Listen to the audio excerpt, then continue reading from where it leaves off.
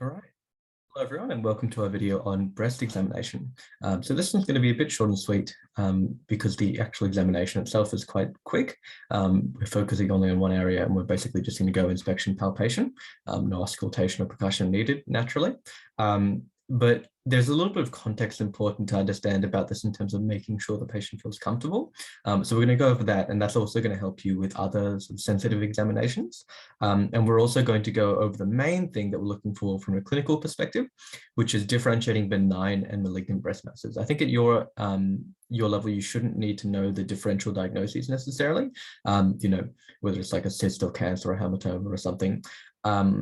I think the main thing for you guys to understand is, okay, is this likely to be a benign breast mass that we can monitor, but probably don't need to do anything about?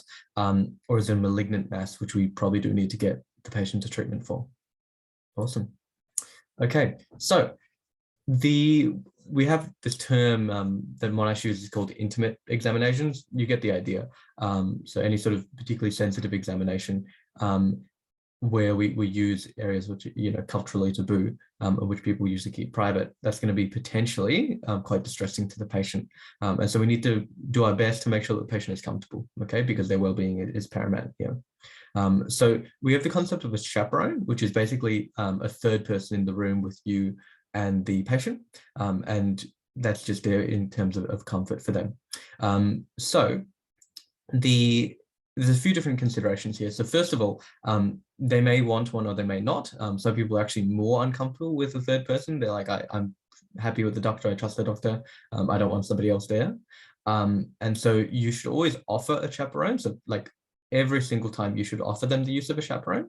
And then you, in a clinical setting, you would document their refusal. For you guys, like you don't write medical record stuff, but the idea is you always want to give them the option, and then you want to be very clear about whether they want it or not.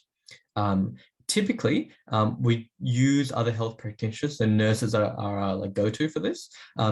We usually don't want to get friends and relatives in, and that's the same reason that we don't want to use them for translation, which is that they sort of have an emotional connection to and social connection to the patient, and which can make it quite awkward and quite difficult.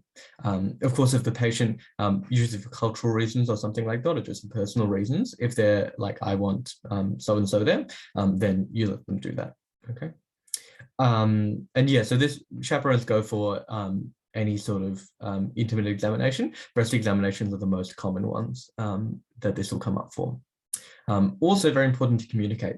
So in any exam, you kind of want to be clear with the patient. You don't want to overload them, but you want to give them some idea of what you're doing. But it's especially important in intimate examination. So first of all, make sure you know the background. So check if the patient's had exams before, check if they have particular concerns, because that'll just save you time. Because if they're like, oh, if I have a lump on the left there, then you can go straight to that, and then it's a question of evaluating that and finding other ones, as opposed to just a shot in the dark. You also need to make sure that they actually understand what's going on. So it's not good enough to just say, okay, we're going to do this to check if you have breast cancer. You need to actually understand, like they need to understand what's going to happen in order for them to consent properly. And then throughout, like I said, you want to tell them what you're doing and why you're doing it. And then you want to also, especially for breast cancer, because we like to encourage people to do self-screening as sort of a public health measure to try and prevent breast cancer from getting too far before people come in with it. It's good to teach them how to do it themselves. Okay, and really important thing is the stop signal. So you give them some sort of signal at the very start, which they can say at any point, and then you stop the examination, no questions asked. Okay, and that's another thing to sort of make them more comfortable. Okay, let's talk about this clinically. So first of all, we want to ask about breast pain, and that is, of course, a sign of a potentially dangerous mass. And so if you have that, you can then use that to guide your examination. If not, then of course you forge ahead. So in terms of inspection, this will be our main one. Of course, you need to ensure adequate exposure. So you want to look for, first of all, asymmetry. Now, some degree of asymmetry is normal. So like we're not getting the rule around.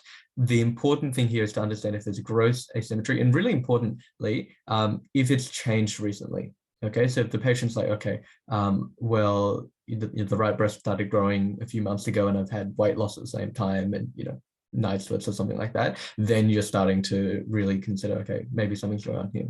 Okay. Shapes, we want to look for lumps, obviously. That's a sort of classic one. Thickenings is a little bit harder. It's sort of just like a firmer area of skin or subdermal tissue. And sort of you'll understand a little bit more when you think about it as just sort of a less prominent lump or something that's like a little bit deeper. So you can't see it visually, but you can probably feel it on palpation. Nipple retraction or alignment change. So this is sort of a case of like this, probably okay, it's not always a tumor. If this happens in a tumor patient, it'd be because the tumor is sort of pulling down on the tissue because it does that sort of tethering. In terms of texture, we look for puckering or dimpling of the skin. And that's, again, the sort of same, like there's some sort of malignancy, which is pulling on the skin. Orange peel skin, which is the bottom diagram on the right there. So it's a particular like presentation of breast cancer, and you can see why it gets the name. Redness or inflammation, again, sort of generalized feature. And then actually don't know the term for it, but rash on or around the nipple. You also want to look for things like enlarged veins, persistent sores, so that's sort of like a lack of healing. And that might be indicative of some underlying pathology. And then also discharge from the nipple. Okay. Yeah. So in terms of maneuvers, so you might remember some stuff like this from, say, like, you listen to the heart, you want to move around so you can hear it better. In this case, we're basically just trying to look for if anything's adhering more than it should be. And that's a really good sign for cancer in general. Like if you do a lymph node examination on somebody, you often want to make sure that the lymph nodes are mobile, so you're able to move them around, because in cancer, we get invasion of the surrounding tissues, which starts to tether them in place. So raising arms is we're looking for tethering or puckering, and then putting the hands on hips and rolling the shoulders forward, which is doing the same thing. So the idea is you want to make sure that the tissue is moving independently of the chest wall, basically. So palpation, you will do a circular motion, you'll do a light and then a deep touch. It's like the abdo exam. And again, you want to use like the flats of your fingers, not the fingertips. You don't want to like sort of splay your fingers out, because that's a much less effective palpation. Okay.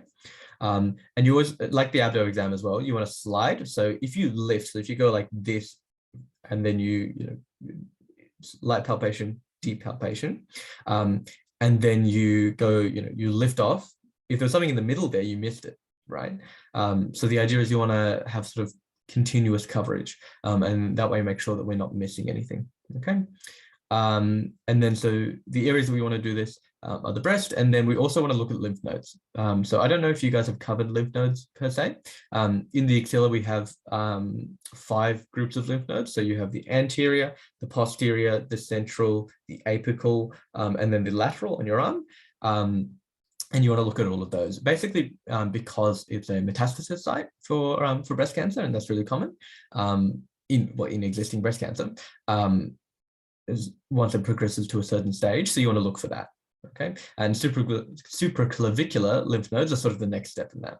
Okay, and finally, probably most importantly, you need to understand how to actually interpret these findings. So like I said, the really key thing is this a benign or a malignant lump? Okay, position is important just for figuring out where it is, and then also if it is malignant, how high risk it is. If we have an irregular size or shape, then obviously that's going to increase the chance of it being malignant. Consistency is a little bit vague, but that comes down to like the firmness and that sort of stuff. If it's poorly defined, so again, like almost in any case with tumors, if it's poorly defined, that's quite bad, because it means that it's invading surrounding tissues to a greater degree. If it's firm, so if you have more tender lumps and that sort of stuff, then that's more indicative of benign pathology. Fixation, so this is sort of the same idea of tethering, except applied to the tumor itself, and so that's again quite bad, because it means we're invading surrounding tissues.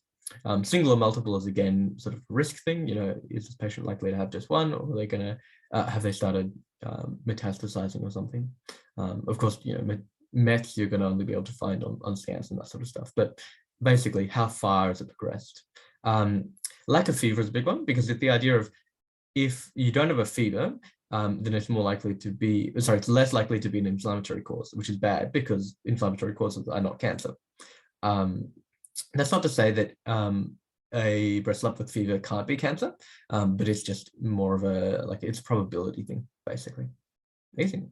So hopefully that's answered your questions about the breast examination. Nice short and sweet video there. So yeah, the really key thing here is to remember to correlate back everything that you find to this key concept of, is it benign or malignant? And if you remember that, then it'll probably help you quite a bit in actually understanding the examination. Awesome. Thanks very much, and we'll see you in the other videos.